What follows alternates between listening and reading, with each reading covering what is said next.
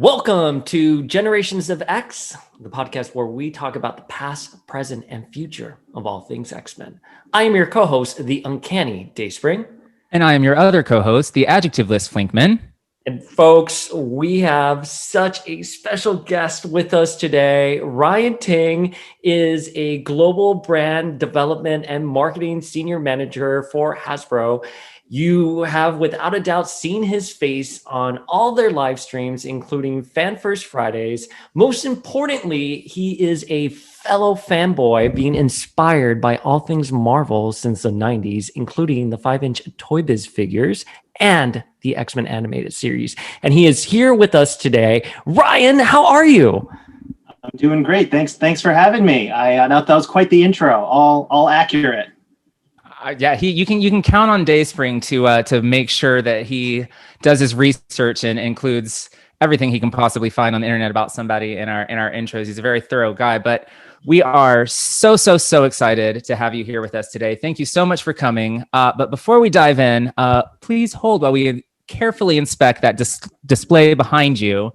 No hints. No sort hints. of become the hallmark of the 2020 live streams, and we're big fans of all of those. Yeah, we have no hints there. We're all looking. Man, every live stream, people are just looking at your background. My husband and I are always like, "What does he have there? What does he have there?" I had our new wave of you may have seen them, the 3 3/4 retro figures. They have been permanently in this display, but right before we recorded, I just threw in whatever X-Men I could find. So you'll see some old product behind there. Those aren't hints. That's just whatever I was within was visible hints to me to grab. Brian, 2020 has been such a tough year, and the Fan First Fridays you all do it's been such a beacon. And I think I can speak for Flink when I say thank you so much for that. It's what you, Dwight, Laura, and Dan do. It's next level, and the fans really appreciate it. I feel like every time you guys announce a Fan First Friday, all eyes are on you guys. Yeah, we're grateful that the fans can tune in, and we put a lot of work into those shows. Not only those of us who are on the streams, but the whole crew and the team that puts those videos together. So it's just really great to hear that the fans have appreciated those events this year. Some have said they've kind of stood in right for the conventions that we couldn't meet up at. So we're glad to continue doing those, I think, for the foreseeable future. Well, that's awesome. We love that you connect with the fans. You yourself are a fan, so we want to dive into your history with Marvel's Merry Mutants. And the first question I'm going to ask you is, how did your love of the X-Men begin? I was thinking about that a little bit to prep for this, and I don't know that there's like a singular moment, but it was like a bunch of things happening at the same time. So if I had to break it down, it'd probably be like the animated series, clearly, like when that was on Saturday mornings. Trading cards, which different people kind of got me into them, and I picked it up myself and got obsessed with them. And then also just the toys, the Toy Biz line, which was a way for me to learn about new characters as well. And sort of all three of those things were happening at the same time. And I think it just kind of created that groundswell. Was into comics a little bit, but I always kind of reminisce that back in the 90s, right, there was no internet, or it was dial-up and very limited back in those days. And the way I learned a lot about the X-Men were those avenues. I read a few comics, but it was tough to, when you're a little kid, to get to a comic store. You're definitely not getting there every week. You might get there as a special treat if your parents drove you. So it was these other ways to interact with the characters and the stories and learn that way. So taking into consideration, all of that, the animated series, the cards, and the action figures, who is your favorite X-Man, or who was your favorite X-Man, and has that carried forward to today?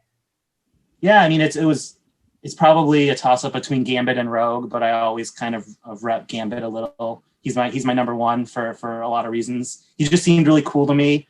As a kid, his powers, his accent, and his portrayal on the show. Everything from video games, cards, and everything to that. So he definitely had him in the Toy Biz here. This is my Gambit Toy Biz figure. And if we can talk more about Toy Biz later on, but just because I have them here, like I was such a crazy kid for these figures that I would open them all, but I like would leave the blister partially attached, so you could take them out. I would play with them, and then I would very carefully put them back with all the accessories, his little my God. and then seal them back up. And I have like a whole stack of these. These were the originals.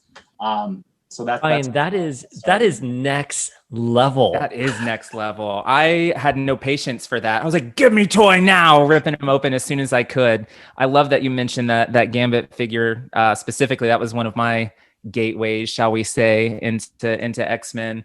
I probably had to get like 3 different versions of that figure though, because his leg after a certain period of time would not stay down. I forgot about that. Yeah, the leg action. But I'm seeing Rogue and Gambit statues also in your background. Yes, I grabbed those too. So in addition to, action figures, I've got comics and a lot of collectibles. I've got a bunch of different statues, premium format stuff. I have some comics lying around that I pulled as well, just, going after different covers that I either remember from back in the day or new iterations of that. Where do I have them? Yeah. So like, my Gambit love, going after these covers like John Tyler Christopher, who is a fantastic artist. We work with on Legends sometimes, and I have the Rogue version here too. So I kind of keep up, I dabble. You dabble. Have any of those covers inspired like choices for Legends? I think so. Oh, not those in particular, but that's, the team uses a lot of reference. It's really funny. Like, I'll be standing in Dwight's office back when we were, in the office, and we're thinking of characters to do. And it's like, maybe this character isn't the best fit here, or we have an empty slot. Like, what should we do? And it's like, what about this? And then I watch Dwight as he pulls up Google or whatever search computer, and he just types it in. And then I watch him scroll through, different comic art panels and covers. And we like that is how we make a lot of, decisions on stuff, believe it or not. I love that, man. Okay, wait. So you love Gambit. I keep looking at the Gambit statue in the back because I've been eyeing that, and that's really expensive on the secondary market. So you have like the holy grail of Gambit stuff for me. But you love Gambit. Let's be a little salty here. Which is your least favorite X-Man? I was thinking about that too, and I don't know. And we don't want to send fandom after you. Jump on a lesser character, but I could go the safe route and just say Cyclops, just because the things he does, you don't necessarily agree with. He kind of had some of his moments, over the years, but you can't really hate him, So yeah, it's kind of a cop-out answer, but that's what I'll say for now. I can feel you on that. Cyclops, he's a polarizing figure amongst X fans, so I can back you up on that. Ryan, the official stance of the Generations of X podcast is that Dr. Hank McCoy is the worst X-Man ever, and we asked this. we asked this question to all of our guests. Where did he get his PhD from? We don't know. No one knows. He just showed up one day and was like, "I'm a doctor." Oh, really? Like so. Well, but he's got like a lab coat and glasses, so that he looks the part. So my question for you is, of all the fans that have come up to you and they've talked to you about these characters, and you yourself have read them, you've been exposed to like a multitude of these characters in their various incarnation, which character has the best look for you? Like, which look across all the eras are you like, that is a great design? I mean, I'll stay on brand and just kind of say that 90s Rogue, like right here. I feel like of all the costumes she's had over the years, none of them have kind of ever come close to my opinion. Gambit's my favorite character. He's had a bunch of different looks, but I think some of them kind of are similar to that 90s era. But for me, that Rogue is just the number one. And that's why we fought so hard to bring her back with Gambit on the retro carded figures this year on that blue or that orange Toy Biz card. And, we love those looks. And Tony Colella, who was also another model artist who works on Legends too, did those. Yeah. So that Sunday, I'm sorry to interrupt you, Fling, but that Sunday after Thanksgiving, I feel all Marvel Legends like collectors were at Target. Like, were you following some of that? I was. We were a little aware that was happening because we heard it from our U.S. marketing folks. We knew that Target was doing a big in-store play, and the flyer, it was going to be in the flyer. It was like a buy one get one or buy two get one or some kind of deal. But I'm hopeful that most fans who ventured out that Thanksgiving weekend were able to come away with what they wanted.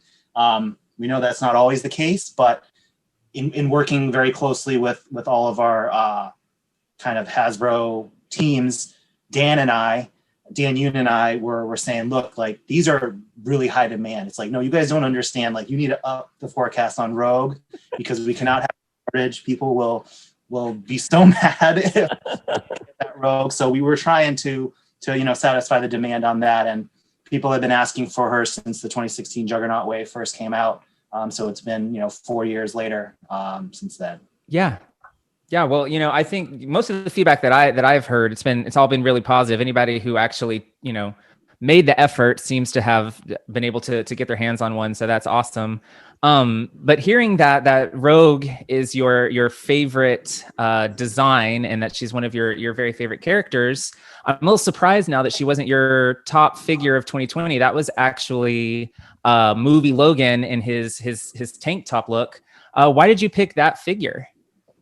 Because I kind of felt that was cheating to do either Gambit or Rogue on the retro card as like the number one because it's basically a re-release. There were heads on both of them, so that's why I put I cheated. I put both of them as the number 10, so they still made the list. Yeah, but at the number one, and the reason I put the movie Logan number one was just because how a little bit of a behind the scenes of how hard it was to get X-Men movie figures into the line after all these years, and everything kind of the stars aligned. There was a lot of business considerations that went into that line. And, I'm just a huge fan of the movies and Hugh Jackman's portrayal of the character. Who would have thought, right? And when that first film came out that he would play Wolverine in however many movies it ended up being over all those years. And it's kind of like until they wow us with whatever new announcements, he's going to be, Wolverine for us and a whole generation. So that's kind of why I put him as number one. Yeah, totally makes sense. Totally makes sense when you put it that way. Well, I love that you're giving so much adoration and respect for Hugh Jackman. And that's great and all, but we are a shady podcast, Ryan, and we are going to ask you some hard X truths right now. Right.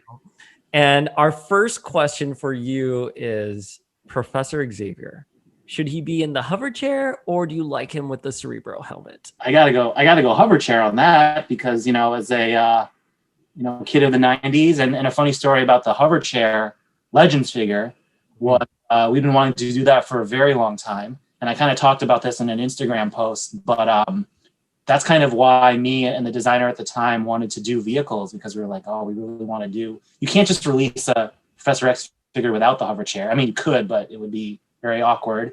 But we had to do this vehicle line, and it was like, oh, we really want to pitch Professor X, but some of our leaders who aren't X-Men fans are going to look at this character and be like, why would anyone want this? And so we kind of had to slow play it and do things like Ghost Rider and Black Widow first, who are strong characters in their own right, and those were fun items. But man, we were just waiting to get to do Professor X. Wait, oh man, I love that. You created this entire line just so you can give us Professor X in the hover chair? I shouldn't say just for the reason. Yeah, we were looking for ways to expand, and we thought, how about a vehicle SKU? And the first thing that popped to my head was, the hover chair there.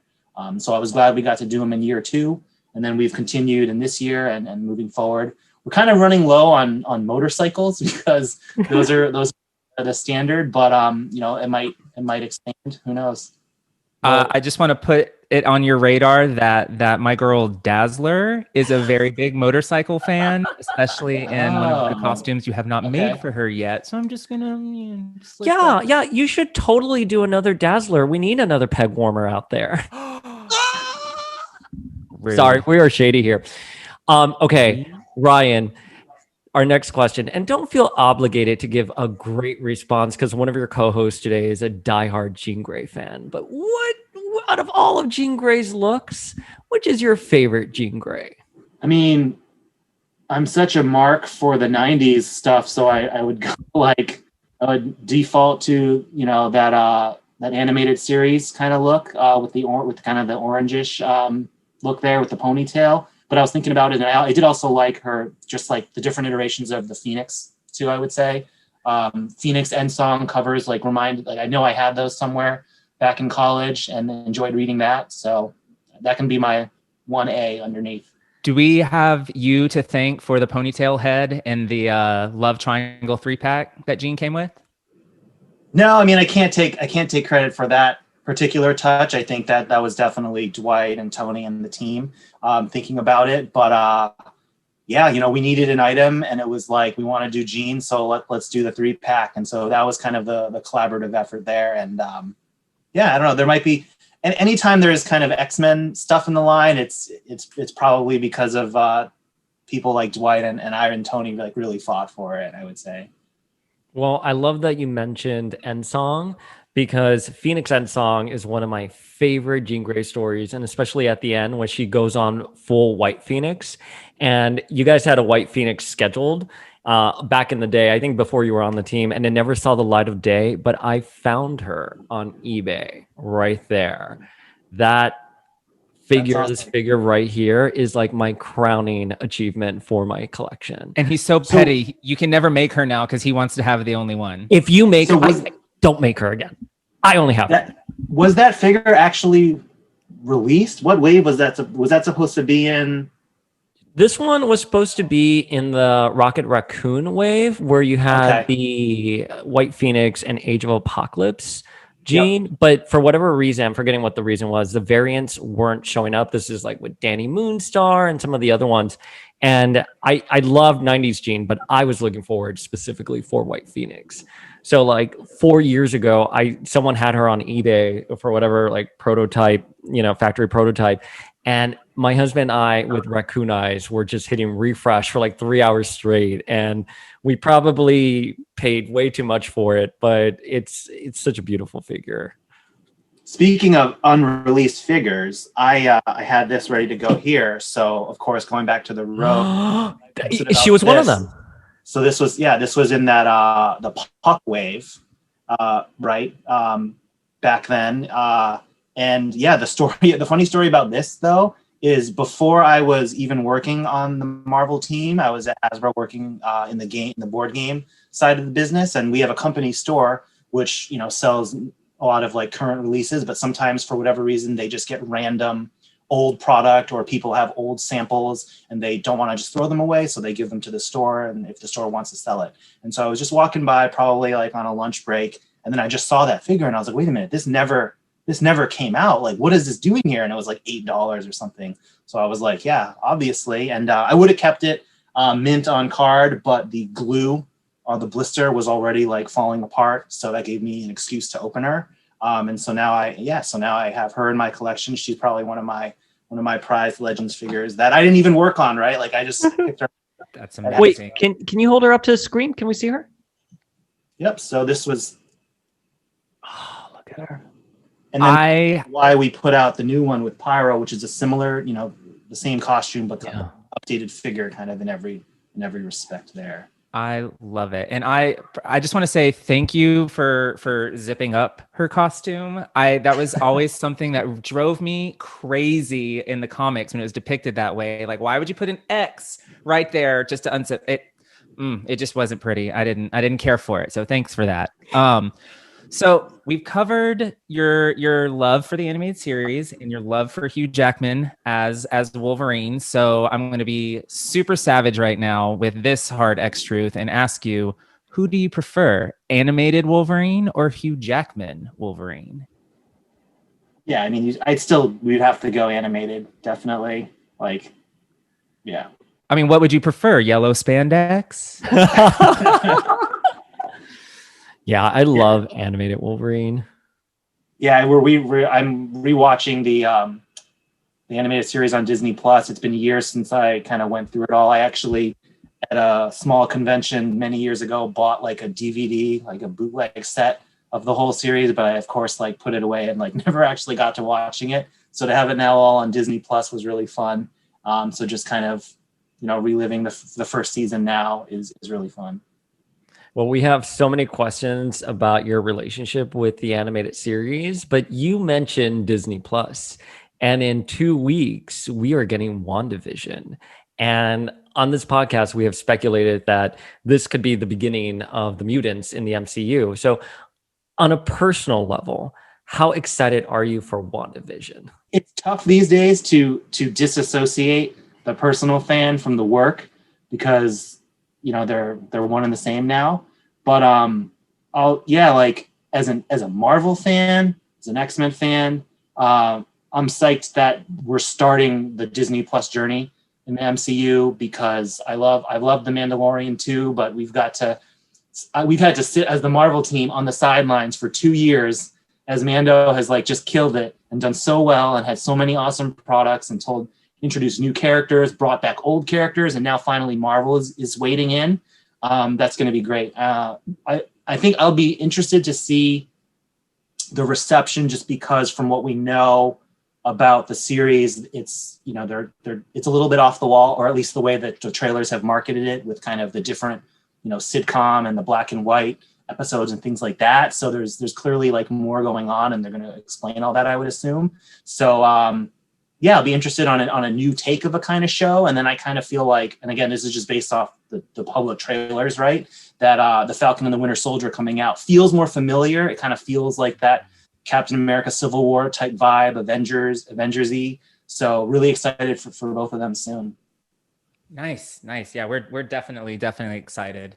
Dayspring has theorized, a couple times on this podcast that perhaps the opposite of what happened in House of M, where Wanda says something like "no more mutants." Perhaps in this, she'll be like, "Yes, please, mutants," and she'll be the avenue for how we get mutants in the MCU when she breaks the multiverse. So, well, when you read that original run of Vision and Scarlet Witch, I mean, she's living in a fantasy. She'll have her mental breakdown, and if the rumors are true that this is going to lead into Doctor Strange and everything, it just makes sense. But I could go on about Wanda. I'm sorry. we could get in the weeds on Wanda, but we won't do that to you. Our final hard X truth, and this one again is coming from me because, like I mentioned earlier, I'm a huge Dazzler fan. So what's your preference, Disco Dazzler or arcade game Dazzler? It's got to be the arcade game, just because I don't think I was reading the books back when she was Disco Dazzler, and I want to say the arcade game was like how I got introduced to her. In that big, 6-player double screen, awesome game. And that's why when we did her on the vintage card a couple years ago, Dwight went with that look. He actually went with the roller skates versions first, which I swapped the order just based on my recognition of it, but that. I was going to say we got both versions of that look in about an 18-month span, and I'm like, woo, 0 to 60. But so I'm just curious, is there a secret Dazzler fan on the Hasbro team? I don't know if it's a secret. I think Dwight. It might have been someone else, but yeah, I think it was Dwight. I'll attribute it to him for now. He likes fun kind of designs, and that Disco Dazzler with kind of the bell bottoms and the microphone roller skates was just really kind of off the wall, and it's still probably one of the most unique X-Men figures that we've probably ever done. Yeah, I love it. I could speak all day on my love for Dazzler. But moving on, from our hard X truth, thank you for participating. As we've mentioned, a huge gateway into the wonderful world of mutants for any 90s kid like us was that iconic 5-inch X-Men line from Toy Biz. I love them. Dayspring loves them. They're a pillar of our fandom and so many others. You were super big into those figures. Did you have like a huge collection, or you just only got the guys that you liked? It was a bit of a mix. I wasn't a completist, definitely. I had a bunch of characters who I loved, your Gambits, your Rogues, a bunch of different Wolverines. And then in looking through, I got a bunch of characters, either, I don't know if they were gifts from other people, or I just picked up a character who I had never known before. So like, I actually have examples here. I like Slayback. Random. This was my first experience to Random before reading about him in the books. He has the little projectile Yeah. the three projectile firing things. So we know that figure old too. Those are two names you'll probably be hearing again later. Are those on your any want lists? Yeah. Well, we did a feature on Slayback recently, and it started with Flink giving a background on him on our podcast, and then we did a reading guide for him on the Instagram. So I should go listen to that. I don't even know much about him. He's just we didn't either. We didn't either. Like, yeah. So were you into all of the sublines like Generation X, X-Men 2099 and all of that, or were you just kind of like that orange card back mainline guy? Yeah, so as a kid, I would say I was most into the original line, the orange and purple villain line, and then the X-Force. So like the blue hero and like the darker, I think it was like a black card for the villains. I didn't as a kid play with any of the following lines after that, but as an adult collector going back, I've definitely picked up some of those Generation X figures. And some of the others there. Well, if you can't tell by the name of our podcast, obviously we are huge Generation X fans. So I'll just that's a little nugget. You can do what you will with that. But Ryan, I have a question because of your job, this puts you in a very unique position. And to give an answer on it, how was collecting those 5-inch figures? How did it enhance your experience with the X-Men and your fandom? As a kid or as a kind of older? As a kid, yeah, as little Ryan, how do you think that collecting those action figures, how did that lend itself to the fan experience? So I think it definitely led to my appreciation of packaging. Clearly I wanted to save the packaging even though it's not mint anymore.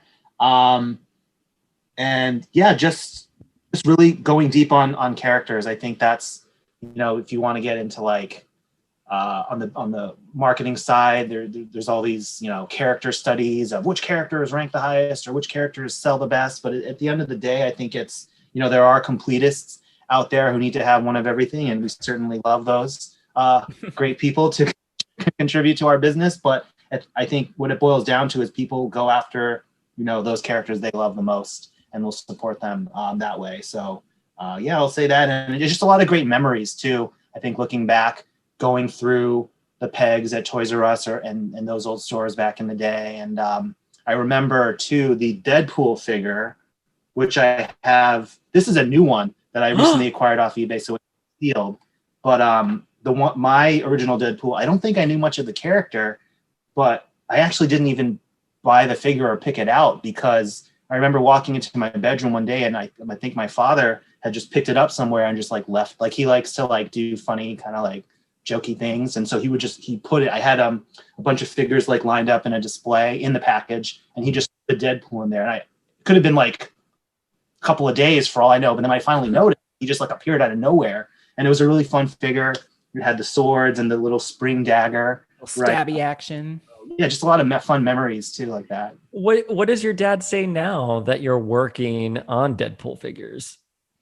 He thinks it's the greatest. He's a big fan. He watches live streams too. It's really cute. He'll be like, "Oh, it's great."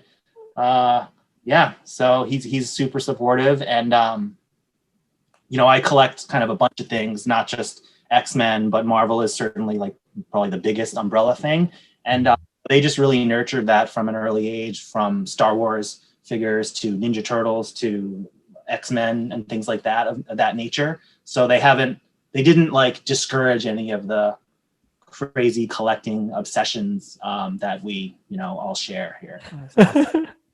And I love how you were opening those packages just to make sure that everything remains intact. Now, did you do that for your favorites like Gambit? Wait, let me ask a question. Is Gambit your favorite figure from that 5-inch era? Is he my favorite figure? I don't know. Or who is your favorite figure? I've hunted the Rogue more in recent years and different iterations of her. I have the giant size one. It's like a 10 or some inch one. I think it's still trapped at the office. I have to go like rescue.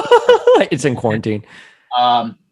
because I got her at a convention we were at, working, probably San Diego. And then I shipped it back to the office with a bunch of our other stuff we were bringing back. And so I just left her at the office and never brought her home. But anyways, yeah, I think that Rogue figure, just the design, I think objectively speaking, when you're a kid, like the Gambit figure with the plasticky cape is like not the greatest. Although now we think back on it fondly, but probably in the moment it was like, ooh, what is this? Yeah, that's what I'll say. Wait, I want to ask about that Rogue figure, specifically that mold, because Toy Biz back in the day pimped out that Rogue mold with like the uppercut action across like their 10-inch line to their repaint. What do you feel? How do you feel about that figure now, working in the industry and seeing it? Yeah, so it's, believe it or not, like Hasbro didn't invent repaints. Like what? Forever. I was looking into that though. I couldn't find, aside from this like giant Jean Grey, I wasn't sure. Oh, was it like a Polaris? They did a Polaris. They did Polaris, Mystique in the 10-inch line. They did Polaris in the 10-inch. They did Jean and they did Storm. They actually sculpted a new head and a cape for the 10-inch Storm, but she still had that uppercut body that Rogue had. It was like a KB Toys exclusive like 10-inch repaint line, and every single female was based off of that Rogue or off of the 10-inch Xena that Toy Biz did. Like there's a Xena painted green as She-Hulk, which I still have somewhere and I adore it. Well, you brought up the really big point. I'm sorry, I'm going to deviate from the script for a second here, but you brought up the point that Hasbro didn't invent repaints. And I remember being a little kid and seeing that repaint wave from Toy Biz, and we got Elektra, we got Polaris, we got Gambit in a new outfit. And I was just genuinely excited. And I remember on the message boards, people were the Toy Biz message boards on AOL Keyword Marvel, they were a little kinder about it. They said, well, we're getting characters we normally wouldn't have gotten. And now it's like next level, if they see a repaint.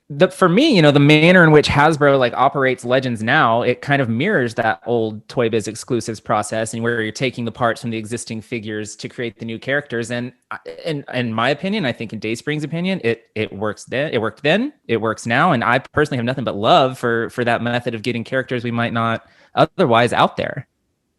Yeah, it works for all the lines. For Marvel, we have a lot of figures that are like smooth body costumes that can be repainted easily.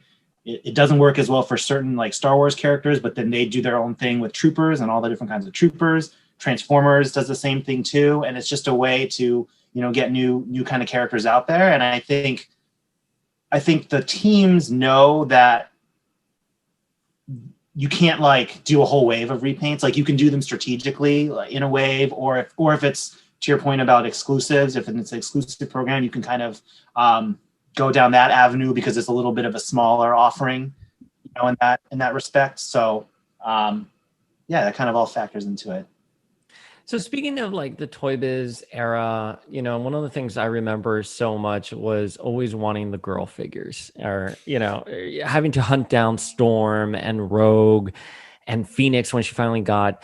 And for so many years, man, like you either had lines or waves, with no female characters or with just one. What has that shift been like for you guys? Because you guys put so many female figures in your waves, and we love them. I will buy all of them.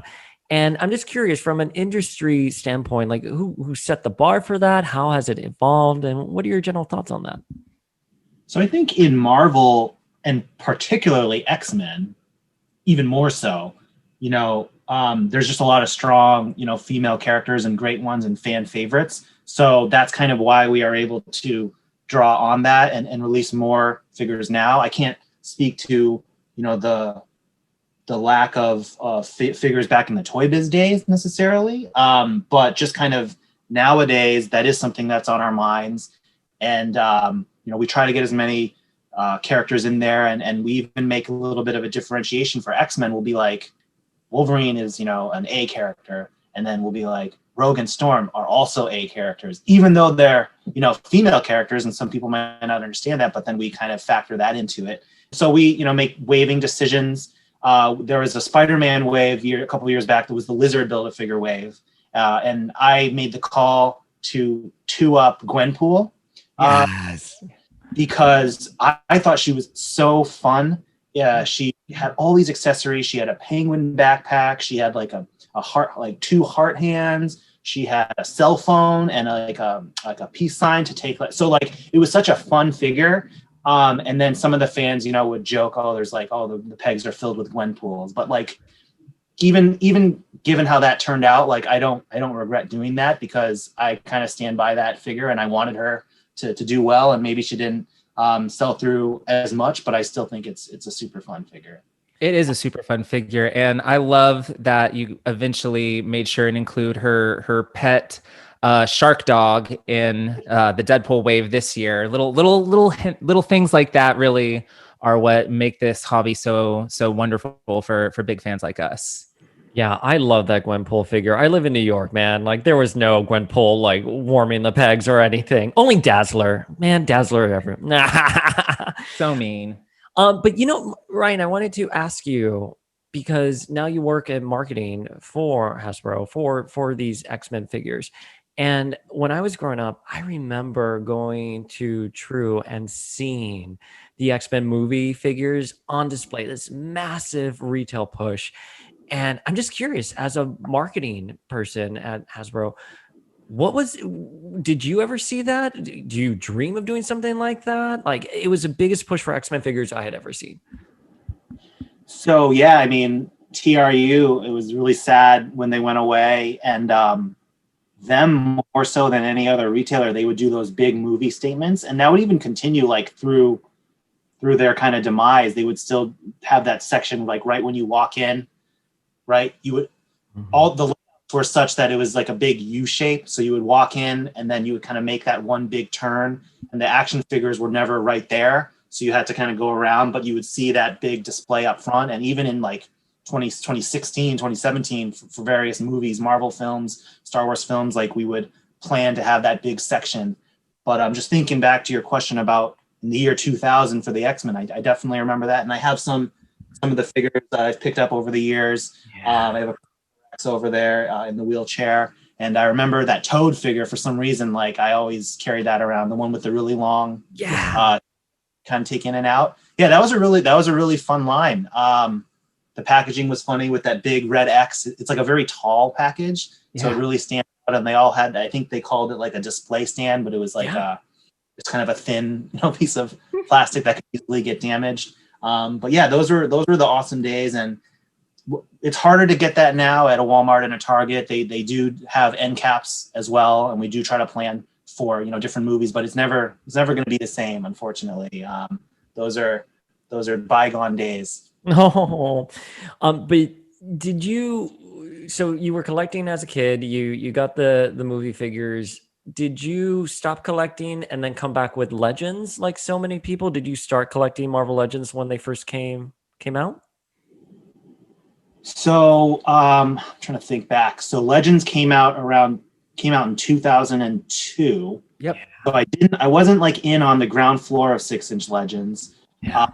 I was still in college at the time, and so when you're in a dorm, I think there's not as much like space and stuff, and you're always kind of going back and forth. Like I went to school like 45 minutes from home, so I went back and forth kind of a lot. So I was more just that was actually my heaviest like comic reading phase from like 2001 to 2005, and like that was when in the window of like the Astonishing X-Men when Colossus came back and all of that.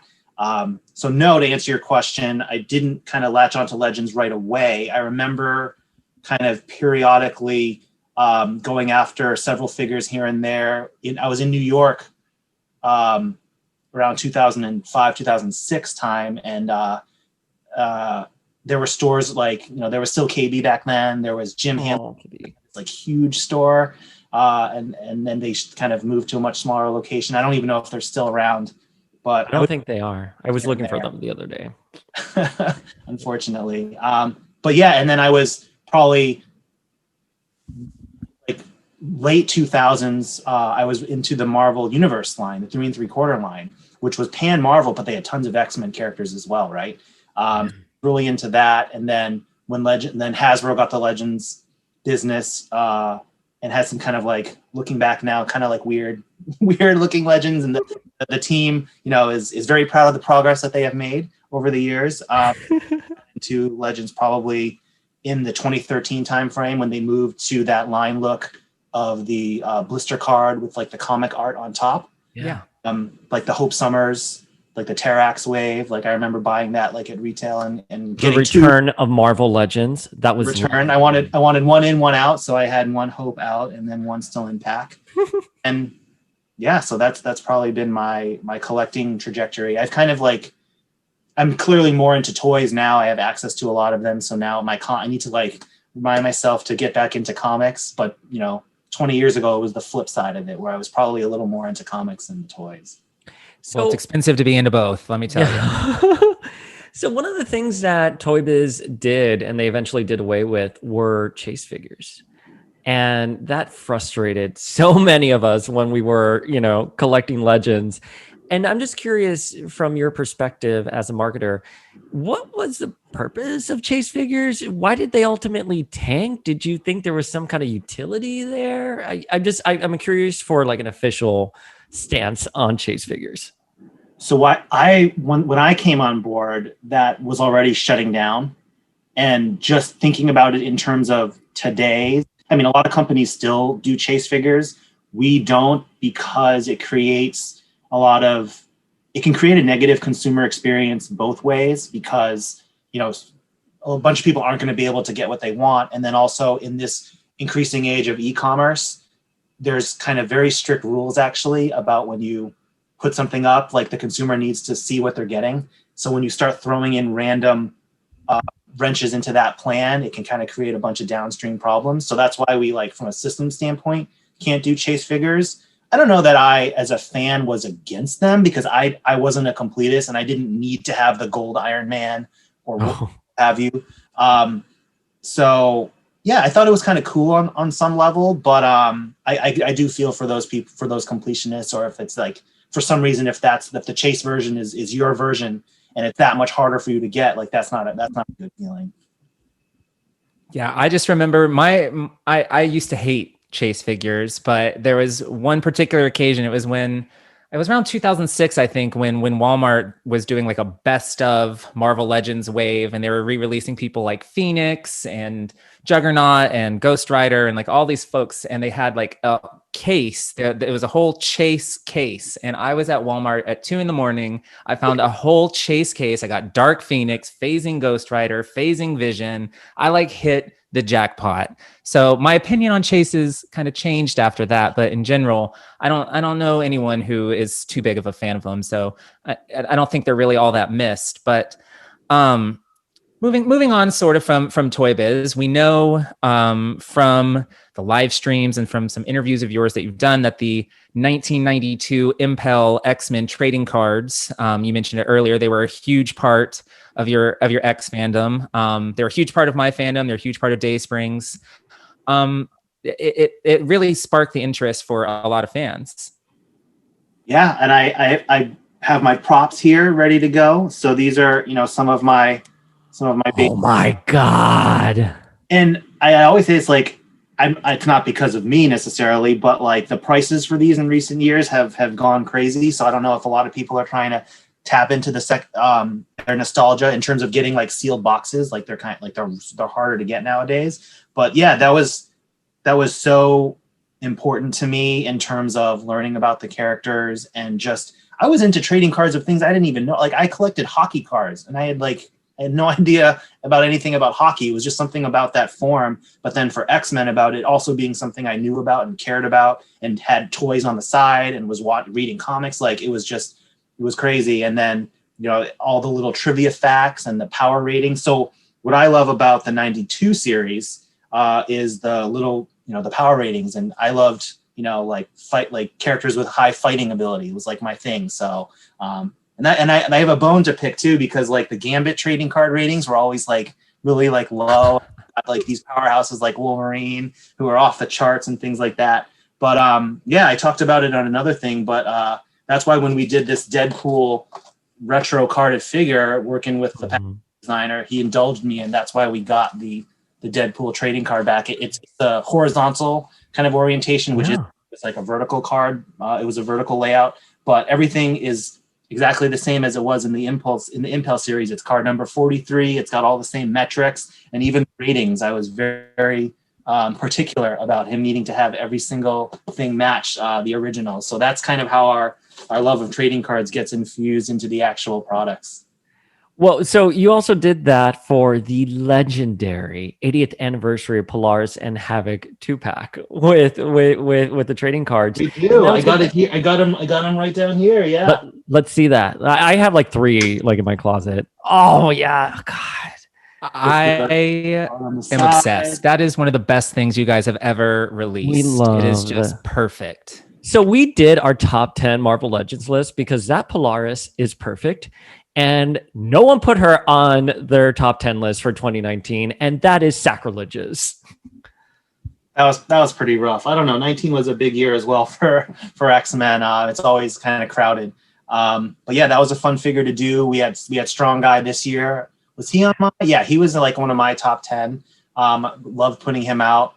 We know fans are clamoring for a proper Wolfsbane and not just a you know that question was coming. So yeah, we're aware. We're definitely aware. It's hard though, because like to do those characters that have like, you know, furry arms and legs and stuff, like that's hard because the reuse is more limited. But I mean, 3 figures off the top of my head: Wolfsbane, Feral, Tigra. Yep. You got your money. You got it. You've made your investment right there. Take our money, Ryan. Tails Ryan. are different. Don't they have like, aren't there tail situations kind of? Well, Wolfsbane doesn't have a tail, but Tigra and Feral both do. So like, you know, maybe you can reconfigure it. I have faith in you guys. Yeah.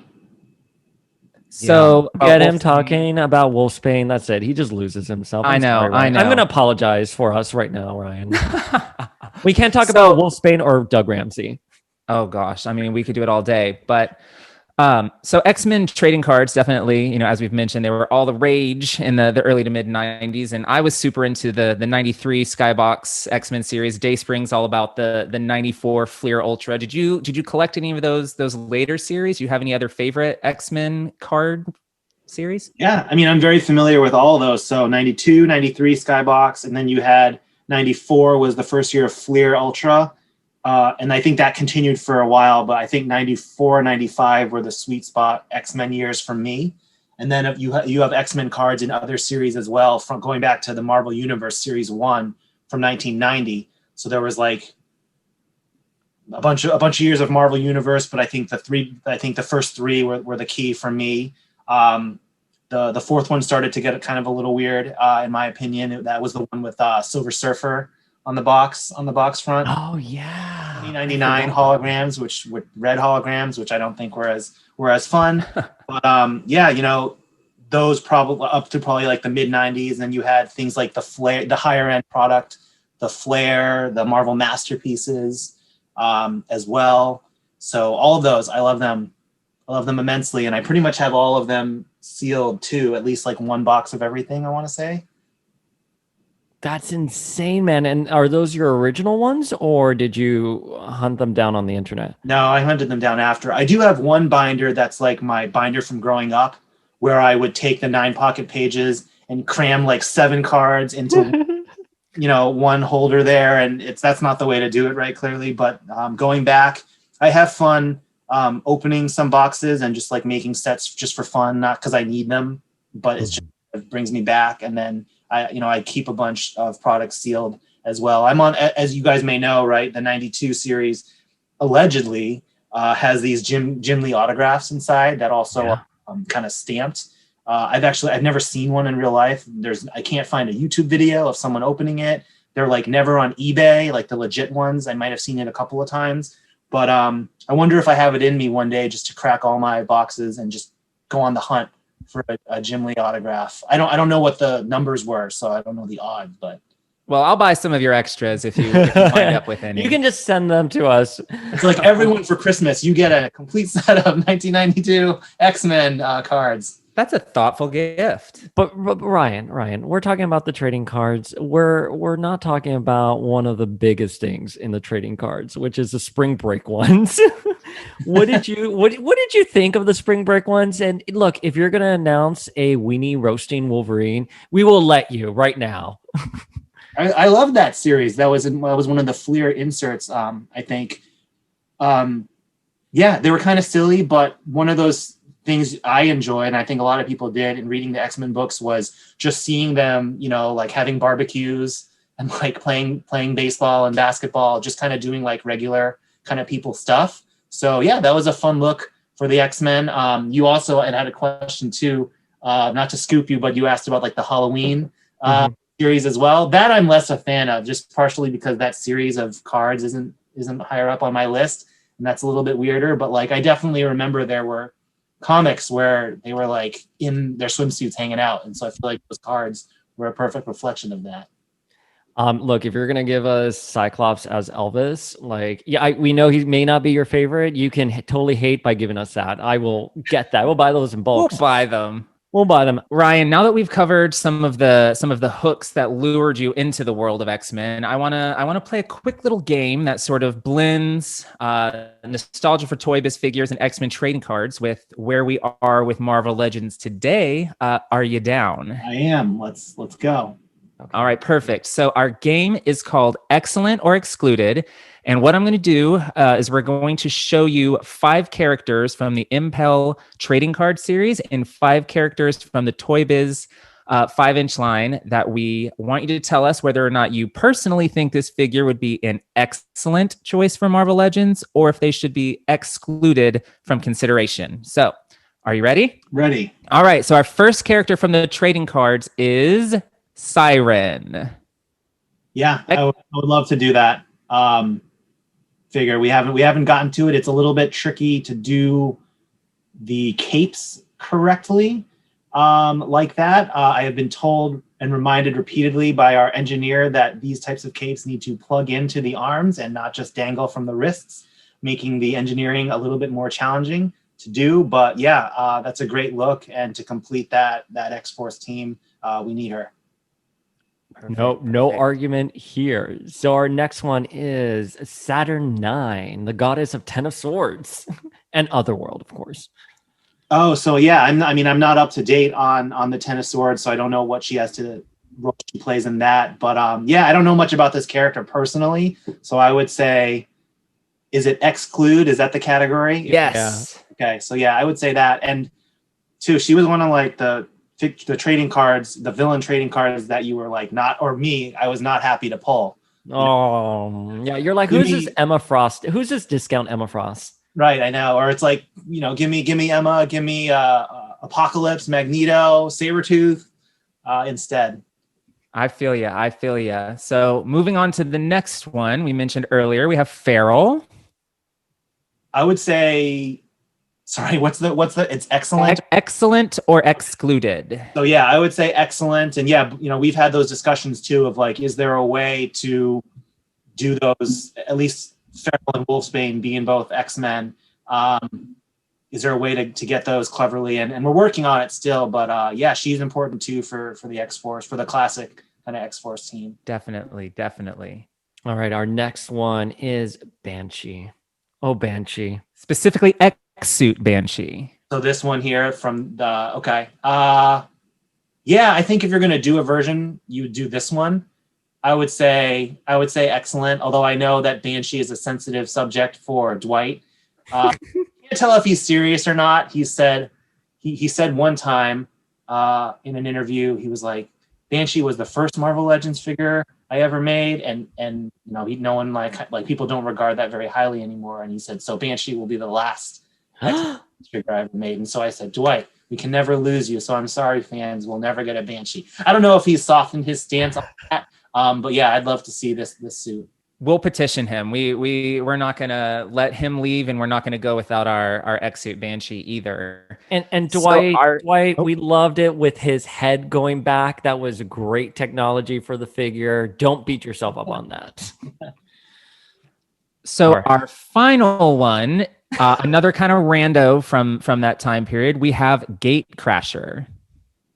Yeah, I would say exclude on this one. All of fandom is applauding you. Our here. fans. That is all right. I totally understand that. I intentionally picked some of the oddball characters here, the strange inclusions, just to sort of, gauge where your head's at on these super deep cuts. So moving on to the Toy Biz characters that we want to know if you would exclude or are excellent. Dave Spring, you want to do the first one? Yeah. So Bone Breaker. Yeah, this is an excellent figure. It's hilarious. Is it a vehicle SKU by itself? Is it a Build-A-Figure? Is it something else? We've got to find a way to do it. And I will say that there is another member of the Legends team who is a big fan of this, and I may or may not have got that team member, the Toy Biz Bone Breaker, when I was at a convention as just a fun present, and it's still in their office. So maybe that's kind of you. So we're definitely big fans of Bone Breaker. At least I'm definitely a big fan. I'm a fan of the Reavers in general, and I was absolutely stoked to get sort of that 2-in-1 Skullbuster figure last year. So I think I was one of the biggest champions for that. I loved that. I actually have the bonus Reese head, fits really well on one of the G.I. Joe figures that you guys, well, not you, but Hasbro released. So I love those little put together yourself figures. But that's another tangent. The next character, we have animated series Morph. Yeah, this is a great look. This is definitely excellent. A lot of reuse potential, and it would be easy to do that gimmick of the heads, because that's what Legends, like Toy Biz, that was an uncommon thing to have different heads and figures had different arms. But I think we could do it well. And we've heard fans, and we've had a lot of the similar discussions on, hey, wouldn't this be great on a retro card?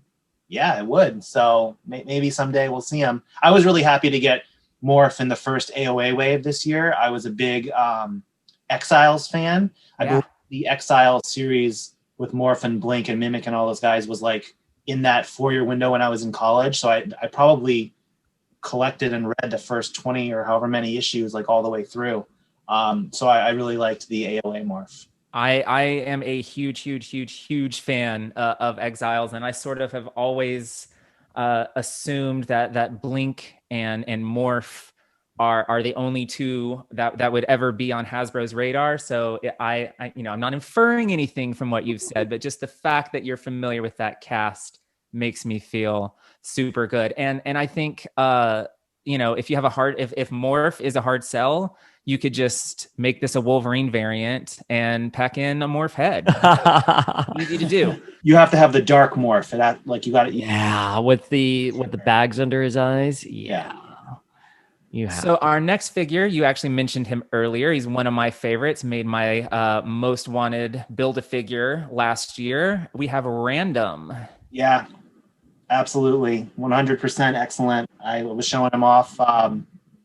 He's just so cool. He's so cool. He's badass. He's with the chaps, please. Ridiculous. That's the bandana and like everything. Yeah. Fantastic. That makes me so happy to hear. I kind of thought he might be a long shot after all these years, but knowing that you're such a fan of these 90s looks, I always kind of had my fingers crossed. So speaking of 90s looks, the next was actually my number one figure that I want for this year. That would be Richter in his X-Force outfit. So for this, yes, I would say excellent as well. I am not personally as big a fan of this, but I recognize his importance and how he's never had a Legends figure and he's core to that X-Force team. So a lot of people like you, Flinkman, really want him, and so hopefully we can make that happen. I don't know I that. I think he has such a fun look. Wind up right feature. Didn't he have like a wind up? That's earthquake powers. Yeah, I don't know that we can put that into Legends, but we can make a pretty. That was one of my very favorite of all of those action features. It was so representative of like what he actually did. I thought whoever came up with that is a genius. So we do have one last one. Dayspring, you want last to? one, which is Slayback. Yeah, of course. I love that. I love that character. We do a lot of alternate arm pieces for characters like Kamala Khan and Mr. Fantastic. So I don't know that it would be the slide out action feature, but we could definitely include some alternate arms in there, and he would be a fun character to do. Well, All of our Slayback stands are going to freak out over that one. we are sure. Slayback stands for sure. So we do have one last. We're selfish people, and we want to get some quick feels on two of our favorite characters, sort of from the modern House of X era. So my pick would be M with Penance swap parts. Yeah, I think we've had discussions about this as well. I think there was a joke of like, because M is on the list of the top wanted X-Men characters, but we were joking like, what if we just gave fans a penance first, like just. I mean, I wouldn't be mad. I would take. I'm wearing a Generation X T-shirt by our dear friend Sergio right now, and so I would obviously take a penance figure. But for me, I think it would be such a home run to bring out both at the same time. She's able to do both now. So like, and you guys already actually have. Y'all did that Scream, the female symbiote. She actually has hands that are perfect for penance. So, I'm gonna push that one all day personally. But I know that Dayspring has one as well. I do. So this character, Ryan, I never really thought much about until he was resurrected in the Necrotia arc. And now he's back and he's front and center in House of M, which is Mr. Doug Ramsey. And I love him with the Warlock sword. So what do you think? Excellent or exclude? I would say exclude, but only for the reason that I feel like we need like the Danny Moonstar equivalent for male figures. So that would cover us off on Cypher, Cannonball, spot at least, I think. Yeah. So I feel like we would do that before this version, especially if this is the newer version from the X of Swords. But it's a cool look, definitely. Yeah. Okay. My heart stopped there for a second when you said exclude, because I thought it was a Doug Ramsey attack, and I was like, "Oh my god, my Stan is going to come out! Don't be a Stan right now." But no, we talked about this on our top 10 list, which was we would love to see the male equivalent to Danny Moonstar. Although, Ryan, I can't go to Walgreens anymore. I can't do that anymore. You can't? I can't do Walgreens. That's right. You were telling that story of stop the car, dude. So I got hired. I was doing a tour with some pretty big people in LA, and they were driving me to the hotel. I was like, "Oh, that's Walgreens. Like, I need Danny Moonstar. Like, stop this car right now. I need to get toothpaste," because I didn't want to say I was getting Legends. And they're like, "No, don't worry. The concierge at the hotel, like, they'll have toothpaste. You can just have them send them up." I'm like, "No, you don't understand. I have specific toothpaste." And like, I ran in looking for Danny, which was a lot of fun. I'm being facetious. We love hunting for these. We will take them however they come. However, dude, if you built it, we will come. Exactly. Do you guys want to know a fun fact about the Danny Moonstar figure? Yes. So that one came with, that was Danny Moonstar, obviously. So it's two alt heads, right? It was Wolfsbane and Karma. Yeah. So there was actually a third head in there proposed for that. Would you care to venture a guess? Ileana or Magma? It would have. Is it Magma? It is. Good job. You cut Magma? Oh. We did. It would have been like kind of a different, like kind of like material. Would need to have been that kind of translucent plastic. So we thought there was enough still in there for it. So I don't know. Maybe in the future she'll be one of those kind of like random Lilandra or throw-in heads at some point. I mean, I would love that, and I'm a huge Magma fan. And in the meantime, we have the binary Brie Larson head from Captain Marvel. She's my current Magma stand-in, but I'll take an official. Brie Larson's just so talented. She can be Carol Danvers and Magma. She can play guitar and she can sing. She plays Animal Crossing.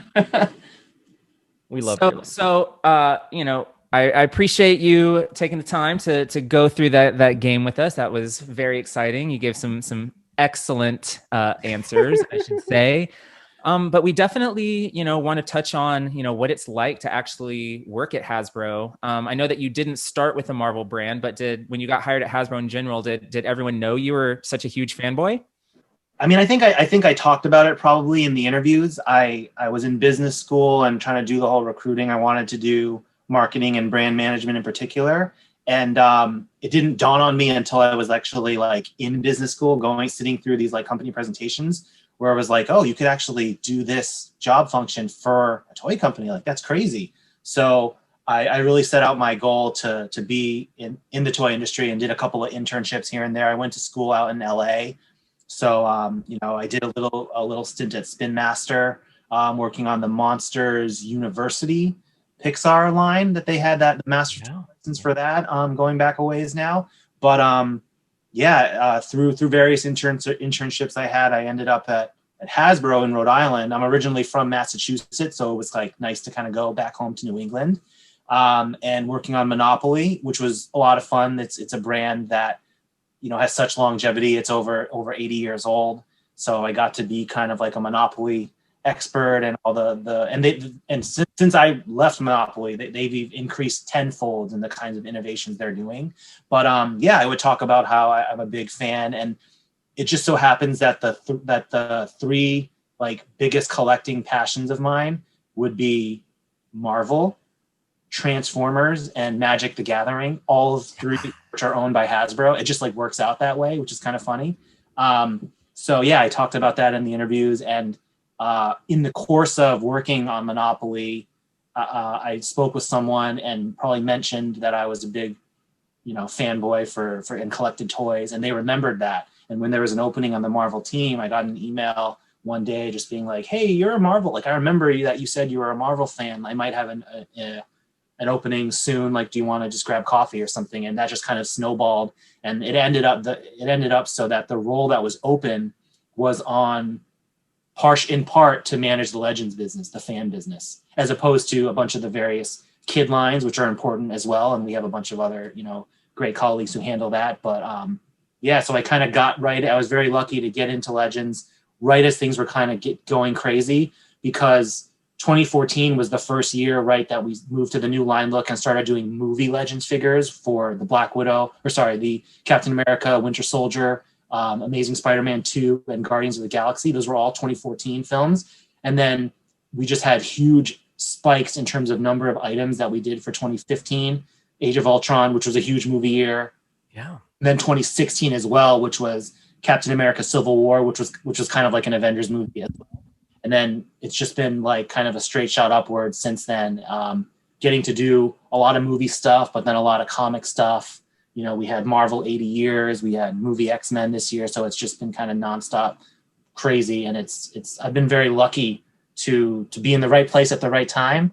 And also have a personal background that over time, people have respected a little bit, and they it's genuine. So they know that I care, and that things like those Fan First Fridays, or things like planning for conventions, doing those panel presentations with throwing in, little Easter eggs or jokes or things that I know that are going to like get a rise out of fans, joking about Cannonball not having legs, the last time Comic-Con, like I live for that stuff too. So it's good perspective. It's a job like anything else, but I love it. And I think there's that saying, right, where they say if you love your job, then you'll never work a day in your life. Yeah. I kind of take a spin on that, because I definitely love this, but I definitely also work too. And I'm proud of it, because when you get to see these items come to fruition and they're selling great and the fan response is great and we're getting good feedback online, it kind of all validates what we put into it.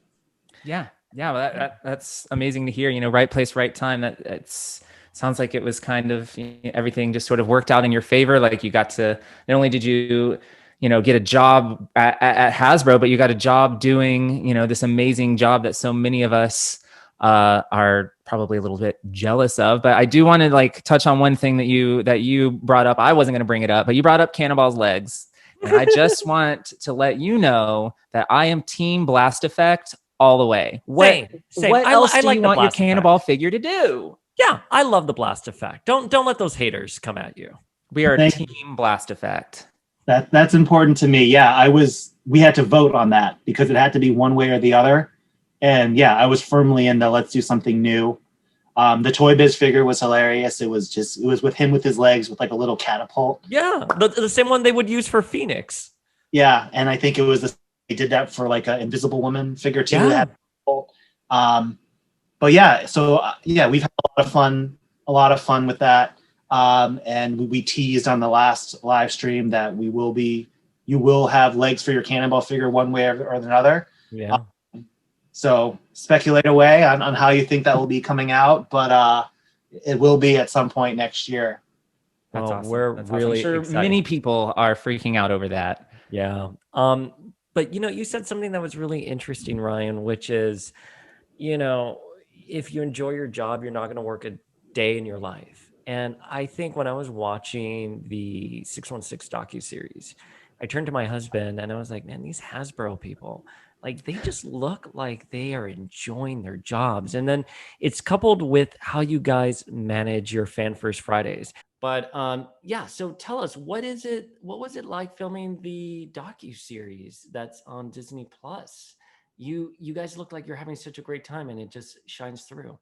We were, yeah. So Jesse Falcon at Marvel came to us and said, hey, by the way, they're doing this Disney Plus documentary series. Like, can you talk to someone about this? And kind of no one, I don't think anyone was eager for more work to do. But I just kind of took it on and then was talking with the associate producers on what they were trying to do with the theme. And, the thing that really got me was they said, we want to really show people who are like passionate about stuff and who like, this is their dream job. And when they said that, I was like, all right, well, so now I'm going to have to campaign for myself to be in this. Not that I need it necessarily, but it was a lot of work to do, honestly. And with these types of things, you're never sure how it's going to turn out. They filmed probably like hours of footage just for someone to make a decision to edit the few minutes that they did. So I'm thankful that we were in it, and all three of us, I think, had our little moments, and it was super fun. They came to New York Toy Fair and filmed the whole thing. You saw like 3 seconds of it and a little bit of the showroom in the episode. But it was really fun. It was a great crew. It exposed me to production on that scale because I had done like, Hasbro marketing assets where you're on a set with a director and a model who does, to do whatever, like a professional like movie film crew with all the people coming in and the lights and the equipment. So I learned a lot on how things are done too. But yeah, it was really fun. It was really gratifying. And, the morning that it came out, I was watching it on my phone, let me like put it up. All the episodes are here. Let me load it. It goes. And then as it starts, like the first thing that happens is I hear my own voice, and I was just like, whoa, this is not. Wait, you didn't see a cut of it before? No, we hadn't. Jesse at Marvel had seen it and was like, yeah, it came out great. You guys are awesome in it. So that gave us a little bit of confidence, but we kind of didn't know really. And it was kind of fitting how for the Hasbro team, like I was in the very beginning of it, and then Dwight actually is at the very end. So it's a Hasbro bookended episode, whether intentional or not, but we'll take credit for it, I guess. Well, I love seeing Laura on there too, because something we've talked about, at least with my husband, I don't know if you and I, Flink, have talked about it, the paint apps, just like the paint you guys have been using on these figures recently. I mean, we thought like you guys stepped up your game, and it was just like, boom, like overnight. Yeah, they're so talented, and they had to do every figure like that, every single figure in the line, right? We talked about it a little during PulseCon, how we have now, partially due to the pandemic, but also the technology was just trending this way. We almost, for Legends, exclusively do now digital paint masters. So all the artists who for years have honed their craft at physically painting things now had to learn how to do it all digitally, which is just a whole nother like kind of skill set. and speaks to how talented that whole crew is. And so, you know, there is still hand painting for various projects, but the core 6-inch Legends business is now almost exclusively like done digitally. So it was funny how the documentary showed kind of the old way of doing it, but that's kind of I got you. heritage of it and at its purest form. Oh yeah, well, that's interesting to hear. But one of the moments that I actually really loved about your involvement in 616 is the part where you said that your wife tells you every night that when you're brushing your teeth, you go wander off and you look at your toys. And dude, same. My partner told me the exact same thing. We watched it when we were on the couch, and he looked at me. He was like, "You do that every single night," and I've noticed it. I do, and I don't know what it is, man, but there's like something so oddly calming at the end of the day, just like going in and checking in on your friends. That's right. That was actually in our older house where we had a guest room that wasn't being used. So that was my toy room. So it was like it was on the same floor. Now my workspace in the toy room is on the 3rd floor, so it's a bit harder just to like come up here for no reason. Although I'm sitting here like throughout for 8 hours a day, 9 hours a day. But yeah, so that was in the older house, and I didn't even know I was doing it until she kind of busted me up on it one time.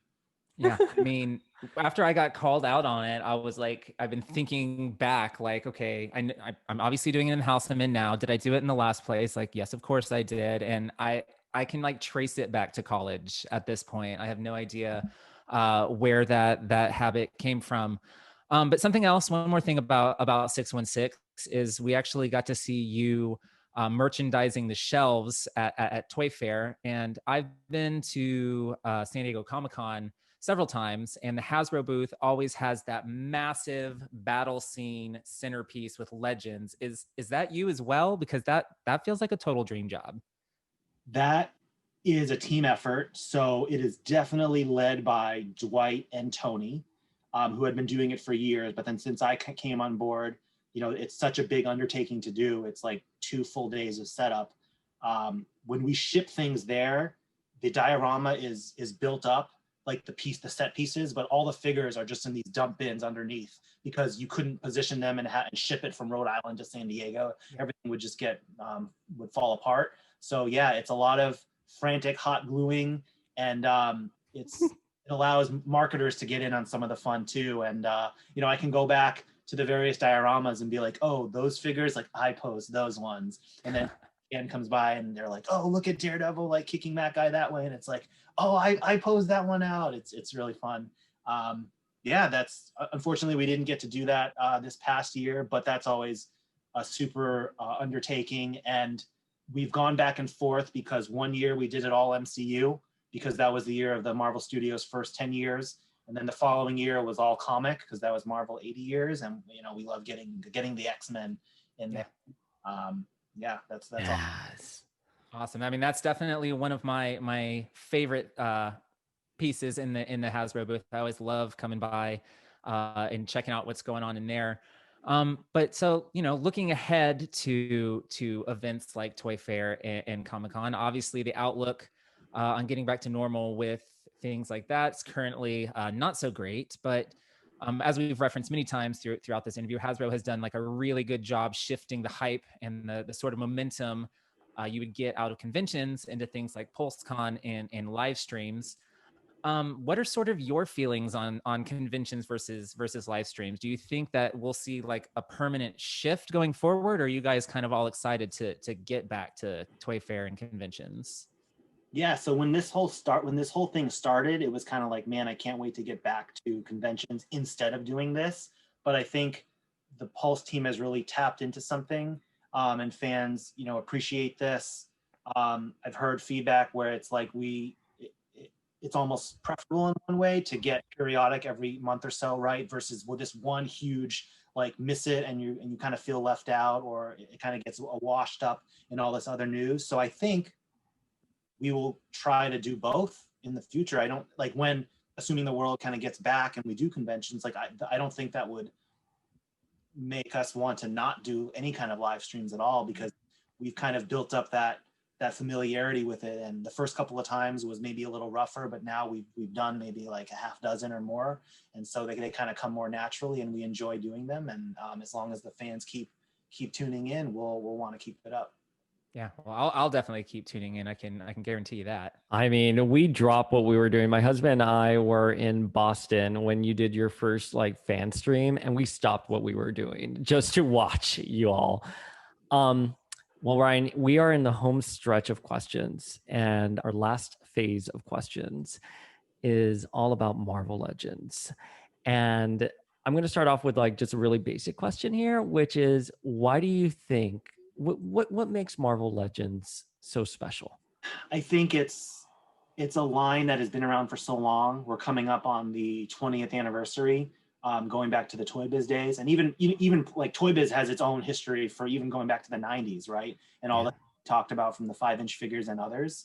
So I think it's, a lot of us who have been there from the beginning or earlier on, still going strong. I think from kind of like the businessy side of it, right? We're eager to get new fans as well. The movies have brought in this whole generation of younger fans. And I think we're to the point now where people my age and older like are trying to get their kids hooked on it, because we still love the stuff and we want, our kids to be in love as well.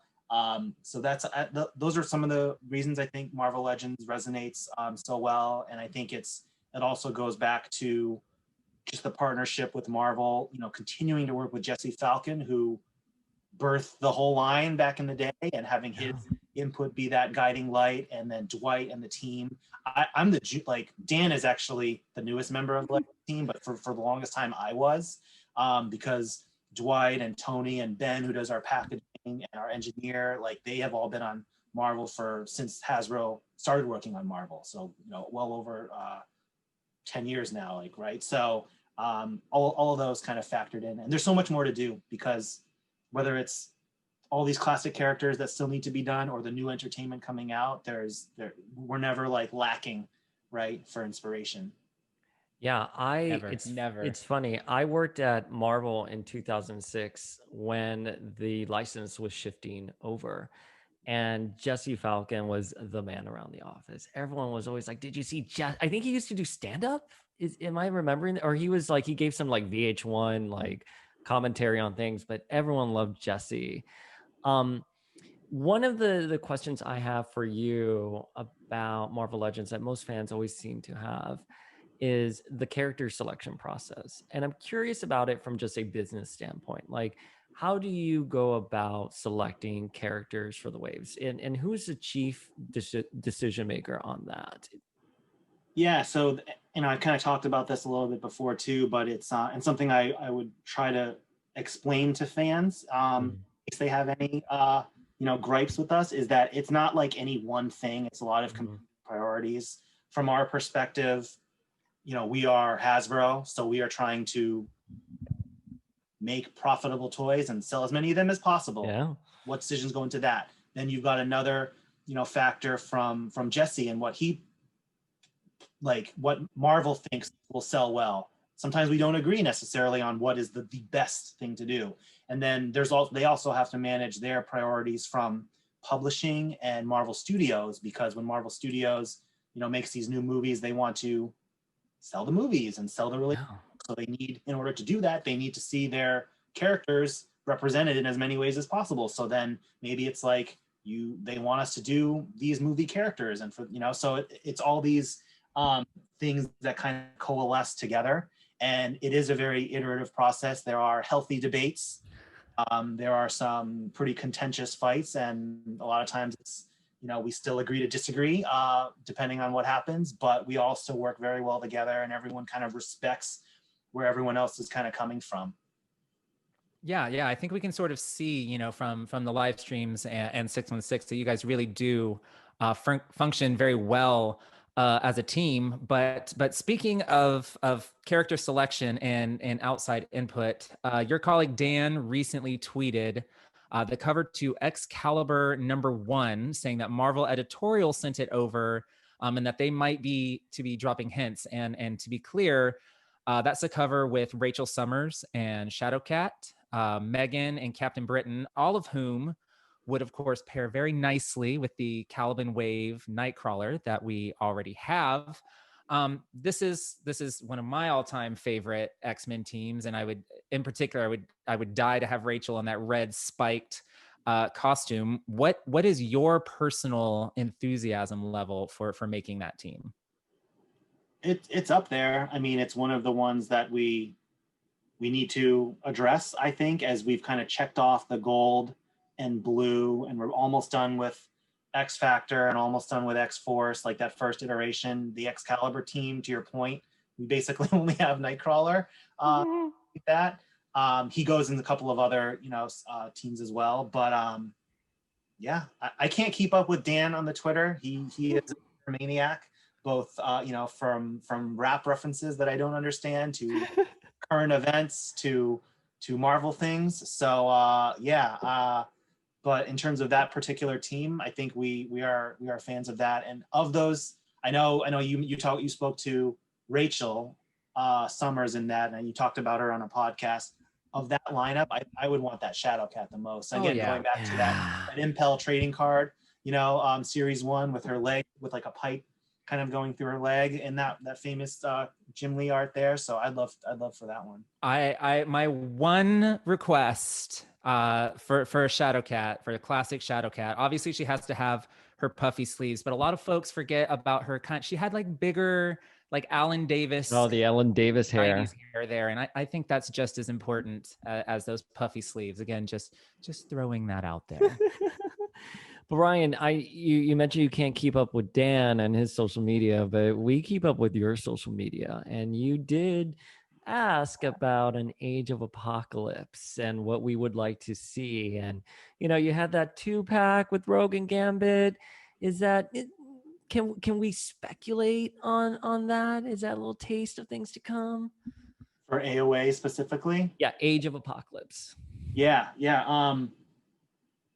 I forget what we've said at this point, but I think it's either we said it, or either we did say it, or it's a foregone conclusion that there's going to be more kind of Age of Apocalypse coming. So like it's all those characters who we didn't get to in wave 1. They're kind of on the table for the next follow-up wave.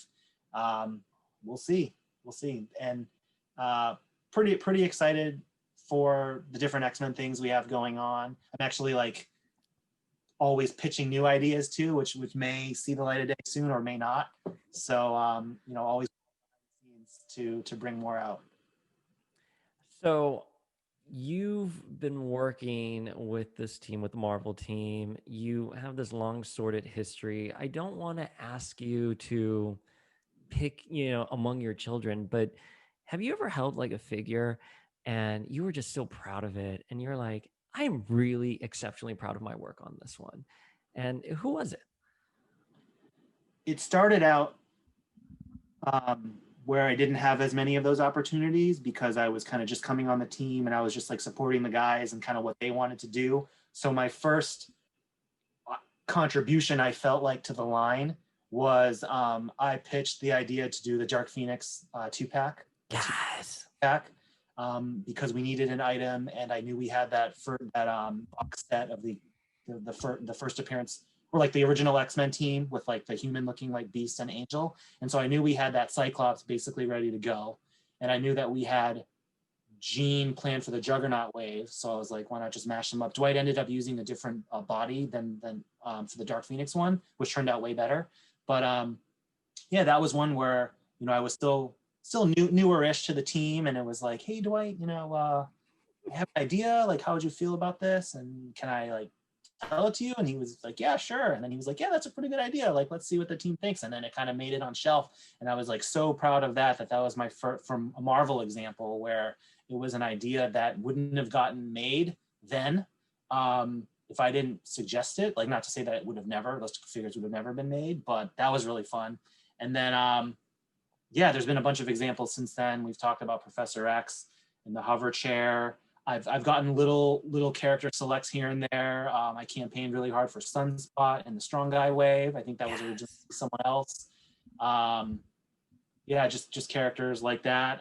And then just because I happen to be kind of sitting here looking at it, I don't know if you guys saw these. Did you ever see these Deadpool Oh, I Um, have. So it's kind of X-Men. It's X-Men related, right? It's Deadpool. That was just a really fun project because it was so out of left field of what we would normally do on Legends, and it was quite an undertaking. And then the way we pitched it in this meeting was I had a frozen chimichanga. I was driving around to the Walgreens we mentioned, looking for frozen in the frozen section for props for a pitch. And so that's kind of how that all came about. And so that was really fun. They didn't they weren't as widespread as we were hoping for at retail. But if any fans love Deadpool, go hunt them down. They should be out there someplace.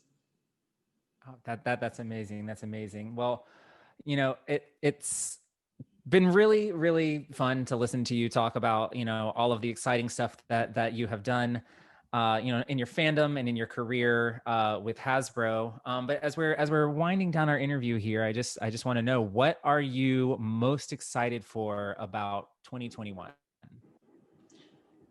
I'm excited for Sentinel to ship. Number one. Yes. Got to see. I went in the office last week. No, actually, it was this week. I only filmed it last week, and I ran into Dwight there and kind of saw an updated model of the Sentinel. It's so crazy, guys. It's just the articulation in the hands and how the fingers have multiple knuckles and they also like swivel at the base knuckle and the thumb can kind of go. It's just like, and he had it posed out with the tentacle coming out of his hand, gripping the new Marvel Girl figure, and it's huge. It looks amazing. So that's fun. That's going to be really fun to come out. And yeah, we're kind of getting into what would normally be the Toy Fair season in February. It's kind of a little bit different with how the events are going to run this year, but still have a lot more of 2021 that has yet to be revealed. And then we're hard at work on 2022, always pitching new stuff. We are huge X-Men fans. So even though 2019 was a huge year for X-Men because we had the big movie program, which we won't have every year, but always finding a place for X-Men waves and certain standalones and exclusives where we can. Looking forward to the Deadpool waves now too, because we know we've got guys like you sneak in iconic characters like Sunspot into Deadpool waves. So we really appreciate everything that you've done and are going to continue to do.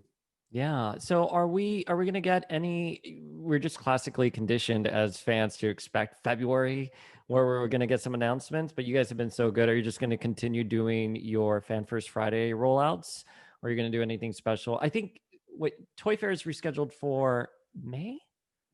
Yeah. So the official like Toy Fair event at Javits, I believe, is scheduled for May, but Hasbro does its own thing anyways because we have another showroom that isn't at Javits. So I think that they're still working through the plans of what to do, but regardless of like what virtual event becomes of what would have been Toy Fair this year, I know that the teams are continuing to do the Fan First Fridays, and the pre-orders are like a big part of our business now these days, and Marvel Mondays will continue for the foreseeable future, knock on wood.